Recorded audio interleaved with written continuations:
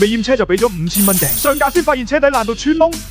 楊生你好啊，委託咗 HKMI 我哋公司驗車啦，師傅有冇同你講個車嘅情況係點樣啊？都係個車底霉同埋生鏽，我都唔知點判斷好。整體嚟講就唔係咁樂觀㗎啦。咁部車有冇落訂㗎？有啊有啊，落咗5000蚊，攞唔攞翻訂啊？攞唔到，佢話淨係水浸同埋有大撞過駁過先會退咯。但係我哋都成日提翻啲買家啦，大撞水浸、積木車呢啲冇定義，其實係唔應該落訂嘅。你係咪第一次買二手車啊？係啊係啊係啊，唔好成日講諗住5000蚊買個教訓，到最後嘅決定係點樣啊？你暫時同佢講話唔買咯。考慮一樣嘢咯，你5000蚊係唔見咗，咁但係如果你買嘅話，繼續咧可能換嚟嘅後果咧就係咧維修嘅車底係一定唔掂5000蚊嘅。車身車底呢啲嘢咧，結構性嘅嘢咧係冇得整嘅，明唔明我講咩？明白明白。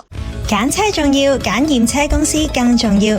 HKMI 冇車行資金，冇車房背景，冇利益衝突，20年內守護你嘅安全，始終如一。